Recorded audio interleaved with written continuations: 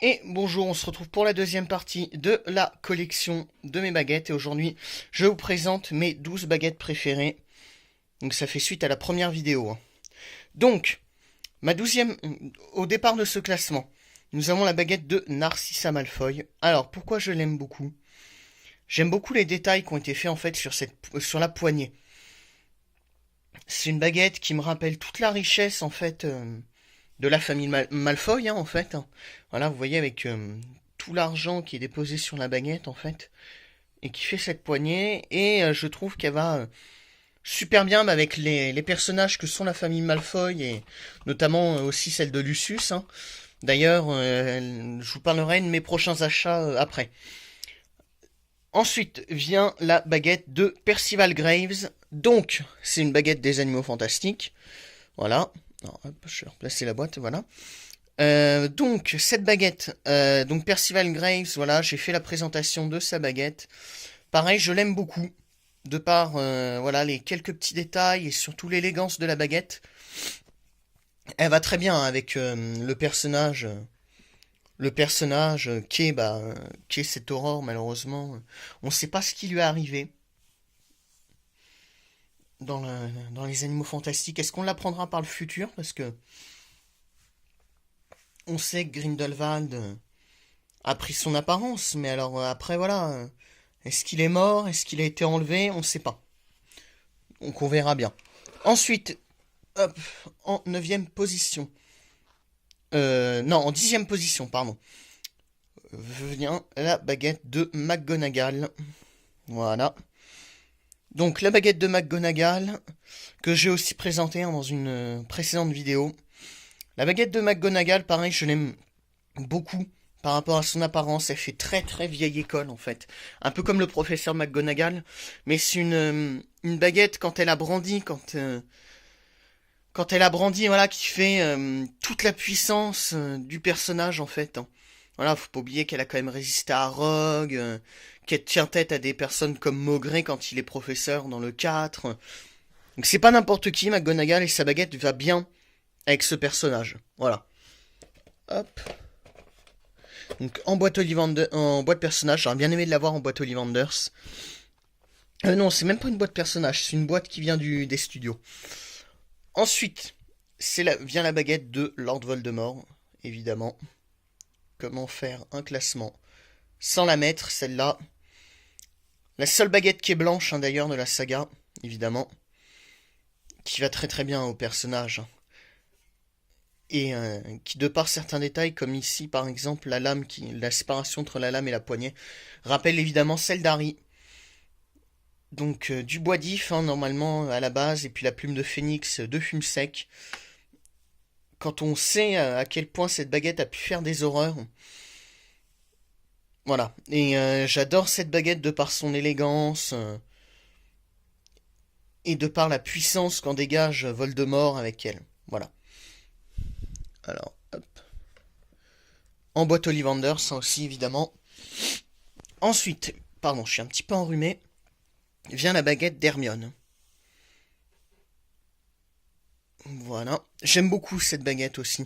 J'aurais pu la mettre plus haut dans mon classement si j'avais pas eu celle qui suivait après. La baguette d'Hermione, pareil en boîte Ollivanders, donc j'aime beaucoup l'élégance du lierre qui grimpe en fait sur la baguette. Je trouve que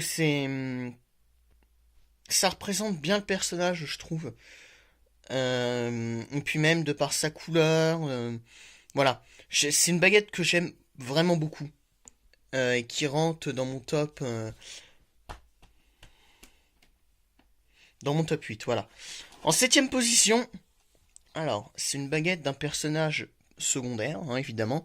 Il n'y a pas que des personnages principaux, hein, vous voyez. C'est la baguette de Seamus Finnegan. C'est une de mes baguettes préférées. J'aime beaucoup l'effet marbre, en fait, de cette baguette. Vous voyez? Pardon.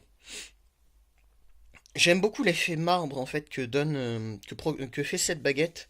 De par la couleur et de par la brillance qu'elle a, en fait, vous voyez? Ça fait vraiment comme du marbre en fait. Et même si Simus n'est pas mon personnage préféré, Sa baguette, voilà, je la trouve très élégante et super bien faite. Ensuite vient, alors ça c'est marrant sur cette collection-là en tout cas, hein, c'est l'une des premières que j'ai eues. Je crois que c'est peut-être la troisième que j'ai eue. C'est la baguette d'Olivier Dubois, donc le gardien de l'équipe de Quidditch, hein. Alors à savoir que toutes ces baguettes-là ont été présentées, si je dis pas de bêtises, oui c'est ça. Oui, j'avais fait une vidéo avec celle d'Hermione. Non, celle d'Hermione, je crois pas l'avoir présentée. Bon, je sais plus, je verrai. Voldemort, c'est la deuxième vidéo de ma chaîne, mais je referai peut-être une vidéo sur celle de Voldemort. McGonagall, je l'ai présenté et je l'ai présenté. Voilà. Celle-là, pareil, c'est une des premières vidéos de ma chaîne, qui date un petit peu, donc je la referai peut-être. J'aime beaucoup, en fait, je l'ai prise à la base au début parce qu'elle ressemblait beaucoup aux baguettes qu'a Harry dans l'épisode 1 et 2, dans les films, hein, quand les baguettes n'ont pas encore été personnalisées au niveau apparence, hein. J'aime beaucoup ces similitudes et pareil, je m'attendais pas à une baguette aussi raffinée pour quelqu'un comme Dubois en fait. Donc voilà, je l'aime beaucoup. Hop. Voilà, ensuite on arrive dans le top 4, vous voyez. Et nous avons la baguette de Drago Malfoy. C'est une baguette que j'aime beaucoup de par sa simplicité, pardon. De par la simplicité et à la fois l'élégance qu'elle dégage. C'est une baguette qui est aussi importante, hein, vu que c'est avec elle que Harry réussit à vaincre Voldemort, hein. Donc c'est une baguette qui est très très importante dans la saga, je trouve. Je voudrais la racheter prochainement. Je vous parlerai de mes prochains achats, notamment ceux de Noël, hein, qui vont arriver. Donc voilà, c'est une baguette pour moi qui est indispensable et j'aime beaucoup l'aspect simple qu'elle dégage. Voilà. Donc elle sera sûrement à nouveau dans ma collection, mais en boîte Ollivander dans le futur, parce que voilà, les boîtes personnages, si je peux avoir une boîte Ollivander à la place, je le ferai. Alors le top 3, en tout cas ces deux-là, ça a été très très difficile de les partager. Voilà, je les ai mises ici, mais il n'y a pas vraiment de troisième, hein. Elles sont plus deuxième ex aequo, on va dire, hein. Donc celle-ci, la baguette du sureau. Donc la baguette, hop, de Dumbledore. Enfin bon, même si en théorie c'est faux, hein, vu que elle a eu beaucoup de maîtres avant et qu'en théorie son dernier maître c'est Harry. Donc c'est pour ça que je préfère plutôt l'appeler la baguette du sureau. C'est une des baguettes les plus jolies, je trouve, de la saga. Vraiment. Voilà, que ce soit les boules, les runes, et puis bon, quand on sait que c'est la baguette la plus puissante de la saga, etc. On va la revoir, hein, dans les Animaux Fantastiques, le 2 d'ailleurs, on va voir ce qu'arrive à faire Grindelwald dans les mains avec cette baguette dans les mains, parce que on a vu Voldemort déjà ce que ça donnait et c'était assez impressionnant quand il brise le bouclier, les protections du château tout seul, rien qu'avec cette baguette, sachant qu'il n'en était pas le maître. J'aurais bien aimé voir ce que ça donne s'il avait réellement été le maître de la baguette, hein. Il y a aussi Dumbledore, évidemment, on a vu ce que ça donnait quand il a combattu Voldemort. Moi j'ai trouvé qu'il avait quand même un certain avantage par rapport à Voldemort avec cette baguette. Voilà. En deuxième position, donc ex aequo avec la baguette, hein, c'est celle de Harry, évidemment. Alors, je l'ai classée deuxième, parce que, bon, en théorie, physiquement, c'est évidemment pas la plus jolie, hein, quand on compare celle de Narcissa, celle de Percival Graves, etc. Mais elle a du charme, cette baguette. Au-delà que ce soit celle d'Harry, évidemment, elle a du charme, je trouve. Elle correspond parfaitement au personnage. Voilà, on sent que c'est une baguette qui a traversé de dures épreuves, hein, évidemment.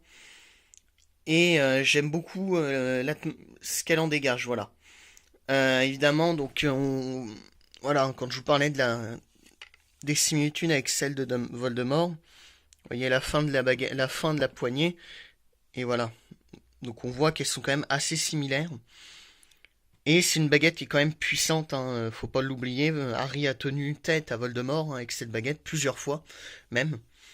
Donc c'est une baguette, voilà, que j'aime beaucoup. C'est vraiment une de mes baguettes préférées et je pense que mon jugement n'est pas faussé, ou peut-être légèrement si. C'est la première vidéo de ma chaîne, hein, celle-là. Donc pareil, je referai sûrement une vidéo dessus parce que c'était pas une super vidéo quoi. Ensuite, la première baguette, ma baguette préférée actuellement de ma collection, c'est celle de Norbert Dragono ou Newt Scamander, je préfère ce nom-là personnellement. Norbert Dragono, je trouve ça moche comme prénom, vraiment. Donc c'est une baguette des animaux fantastiques, évidemment. Voilà. J'aime beaucoup cette baguette, c'est une baguette qui est fine. J'aime beaucoup les couleurs, notamment là ici, le bleu comme ça, qui sépare la lame de la poignée, même l'argent qui est à l'intérieur. Voilà. J'aime beaucoup cette baguette. Même voilà, tous les petits détails, vous voyez les griffures qu'il y a partout. S'il veut bien faire sa mise au point, cette andouille.